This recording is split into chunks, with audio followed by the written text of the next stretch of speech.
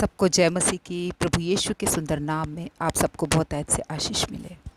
आज मैं आपके सामने एक और वचन लेके आ रही हूँ जो हमारे जीवन में बहुत ही अहमियत है। और वो वचन है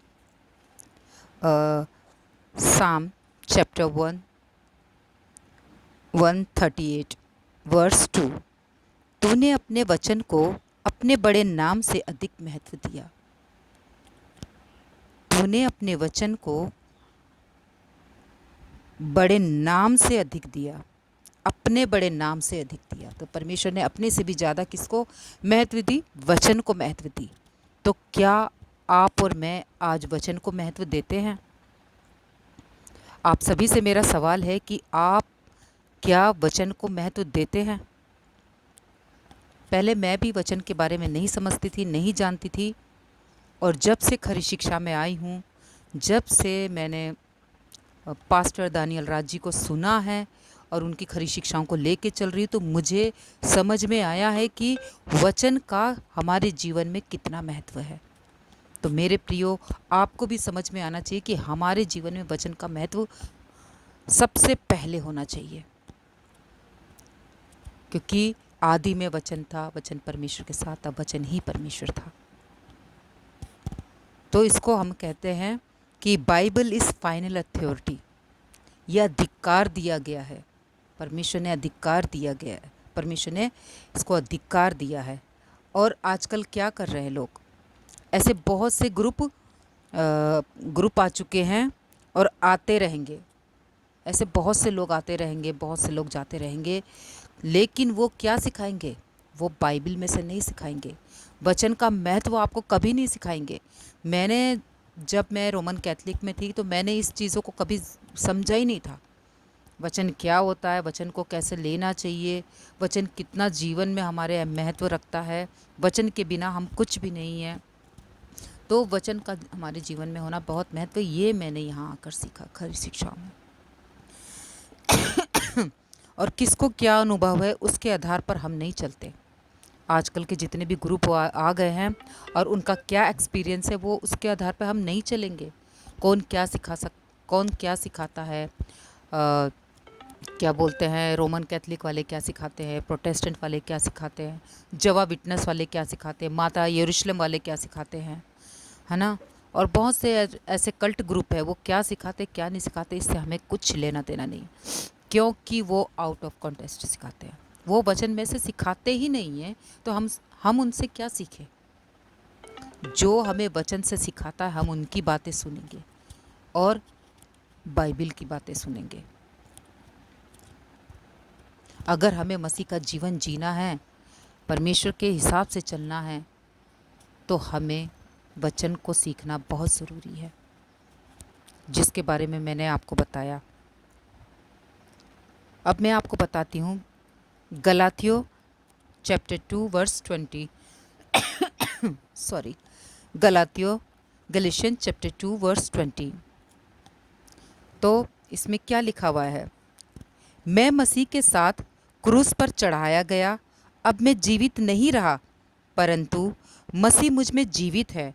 और अब जो शरीर में जीवित हूँ, वह केवल उस विश्वास से जीवित हूँ जो परमेश्वर के पुत्र पर है, जिसने मुझसे प्रेम किया और मेरे लिए अपने आप को दे दिया। देखो पौलुस कितनी अच्छी बातें कहता है ना, कि मैं उसी समय क्रूस पर चढ़ाया गया जिस समय, मतलब मैंने जो गलत काम किया था, गलत काम जैसे लोगों को सताता था, उस समय के व्यवस्था के अनुसार चलता था, बहुत तंग करता था, उसने अपनी सारे गलतियों को क्रूस पर चढ़ा दिया। और अभी वो जीवित है तो सिर्फ प्रभु यीशु के लिए, उसके जीवन को लेकर वो चल रहा है, उसकी बातें लोगों को सुसमाचार के तौर पर सुना रहा है ना। तो गलातियों चैप्टर 2 वर्स 20 हमें क्या बताता है? ये हमें प्रेरित पौलुस के बारे में बताता है, और इसके बारे में कैसे यीशु मसीह के साथ वो क्रूस पर चढ़ाए जाने के बाद विश्वास करने वाले स्वयं नहीं, बल्कि मसीह उनमें जीवित रहता है।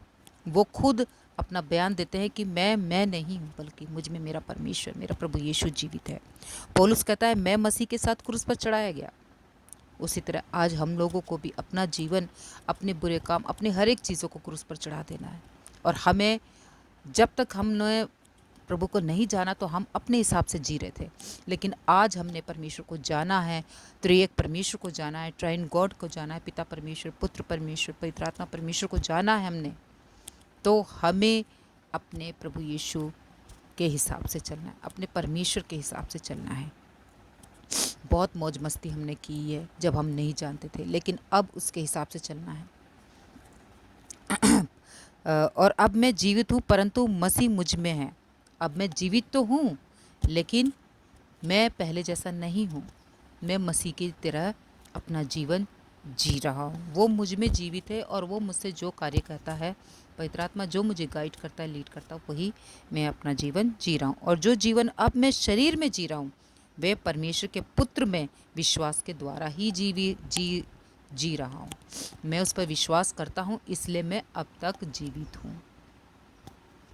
तो उसने पुराने मनुष्य तत्व को त्याग दिया और मसीह को पहन लिया पौलुस ने, और वही शिक्षा वो आज हमें भी देता है। जिसने मुझसे प्रेम किया और अपने आप को मेरे लिए दे दिया। मैं उस परमेश्वर को प्रेम करता हूँ, उस प्रभु यीशु को प्रेम करता हूँ जिसने मुझे अपने आप को दे दिया। कोई ऐसा कर सकता है? आपके प्रियजन आपके लिए कर सकते हैं? आज कितनी वारदातें सुनने के लिए मिलती है कि जिंदा जला देते हैं, मार देते हैं पैसे के लिए और अपने गलत चक्रों के कारण। तो ये सब चीज़ें आज हमें बहुत ही सुनने के लिए मिलती है। तो इसलिए हमें जितना जीवन हमने जीना था अपने हिसाब से हम जी चुके हैं, लेकिन अब ये जीवन है तो हमारे परमेश्वर का, हमें उसके हिसाब से चलना है, उसके हिसाब से अपने जीवन को जीना है।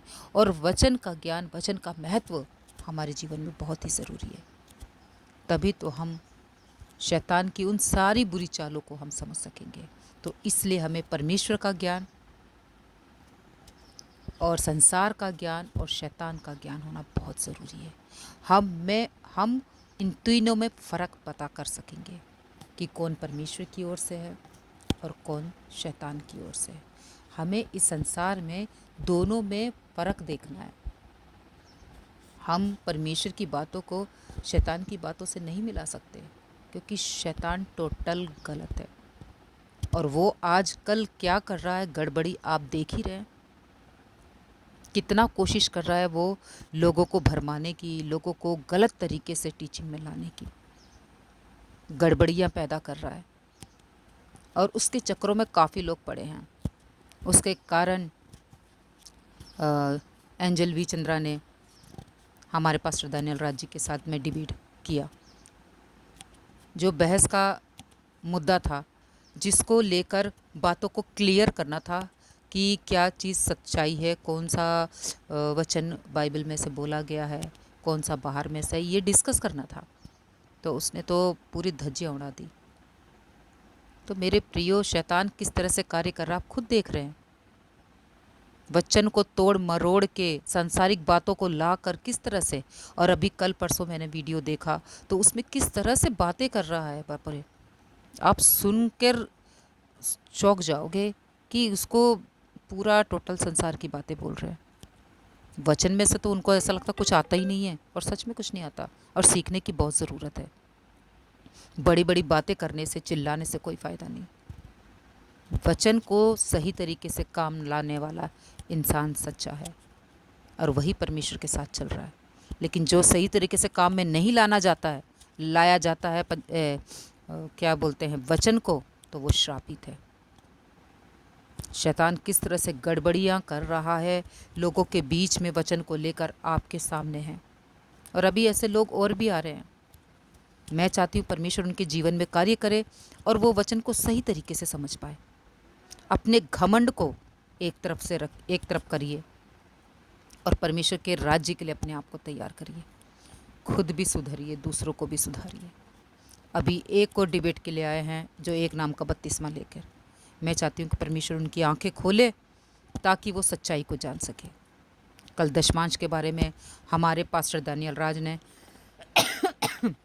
और उनके साथ जितने भी हमारे पास्टर लीडर जुड़े हुए थे मसीह मंथन बैठक के खरी शिक्षाओं के लोग, तो उन्होंने कितने अच्छे से एक एक बातों को वचन के हिसाब से रखा,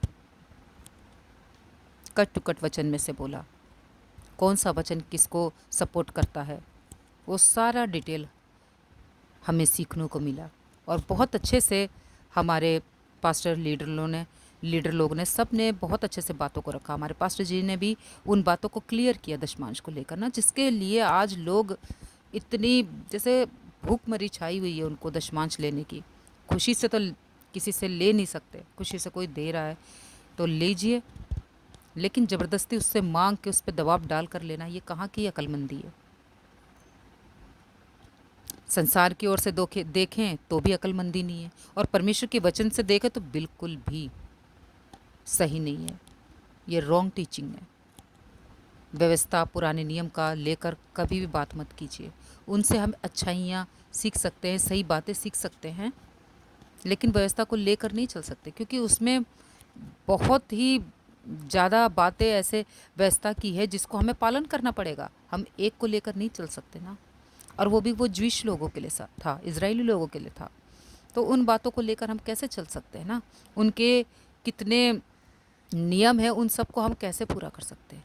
वो तो हमारी सिस्टर ने बताया था, सिस्टर शिवान ने, कि इतनी उसमें व्यवस्था के जो नियम है उसमें से हम एक भी हमारे बाप दादों ने फॉलो नहीं किया।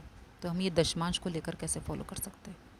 अगर करना है तो हमें दशमांश को लेना है, खतना को लेना है, और भी बलियाँ बहुत कुछ है, वो सबको लेकर चलना है। तो क्या चल सकते हैं आजकल के लोग? कभी भी नहीं चल सकते। तो मेरे प्रियो, इस बात का ध्यान रखिए कि हमें कौन सी बातें लेकर परमेश्वर की चलनी है। वही जो परमेश्वर ने पतरस पौलुस को दिया था, उन्हीं शिक्षाओं को लेकर चलना चाहिए जो प्रभु यीशु ने दिया था। और सही शिक्षा का होना, सही ज्ञान होना हमें बहुत ज़रूरी है, तभी तो आप अपने सामने वाले भाई को, बहन को सिखा सकोगे। तो मेरे प्रियो, अगर आप में से भी यूट्यूब और फेसबुक के माध्यम से मैं बोलना चाहती हूँ कि अगर आपको मेरी बातें नहीं समझ में आती तो आप please Bible college, short term Bible college pastor Daniel Raj ji के साथ कीजिए, ताकि आपको हर एक बातों का खुलासा हो सके, उत्पत्ति से लेकर प्रकाशित वाक्य तक, जेनेसिस से लेकर रेवलेशन तक आपको टोटल परमेश्वर के बारे में पता चल जाएगा। और पुराने नियम में तो उठ उठ के प्रभु यीशु दिखाई देते हैं, हर एक जगह दिखाई देते हैं। तो ये तीनों, पिता परमेश्वर, पुत्र परमेश्वर, पवित्र आत्मा परमेश्वर, ये तीनों हर जगह आपको दिखाई देते हैं। तो आप क्यों इन बातों को समझना नहीं चाहते? संसार के ईश्वर आपके जो दिमाग को बंद करके रखा है, आपकी आँखों में पर्दा डाल के रखा है, तो उसको समझने की कोशिश कीजिए। परमेश्वर से मांगिए, सच्चे परमेश्वर से, कि मेरी आंखें खोल ताकि मैं तेरी अद्भुत बातों को जान सकूं, है ना। तो हमें परमेश्वर की अद्भुत बातों को जानना है, उनके वचन को सही तरीके से काम में लाना है।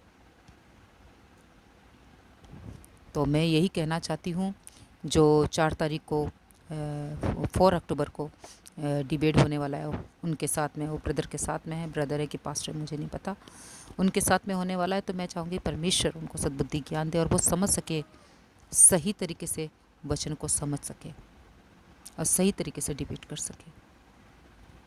क्योंकि कहते हैं ना हमारे पास जी, कि जिनको 18 पता है वो मुझे 17 ना सिखाए। अब तो वो 19-20 भी सीख चुके हैं, बहुत कुछ उनके पास में इतना ज्ञान परमेश्वर ने दिया है। परमेश्वर का धन्यवाद कि मैं अपना पीठ थपथपाती हूँ कि मुझे पास्टर दानियल राज जी जैसे खरी शिक्षाओं को सुनने वाले मिले, और मैं कल्ट ग्रुप से बाहर आई हूँ, गलत शिक्षाओं से बाहर आई हूँ, गलत कामों से, गलत चीज़ों से, गलत लोगों से मैंने अपना छुटकारा किया है।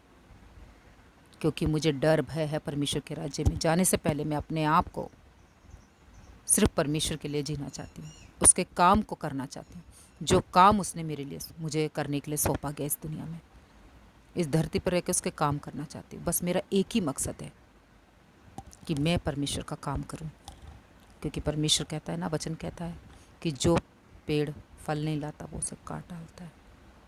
तो हमें फल लाने वाला बनना है। तो परमेश्वर इस सुंदर वचन के द्वारा आप सबको बहुत ऐसे आशीष दे।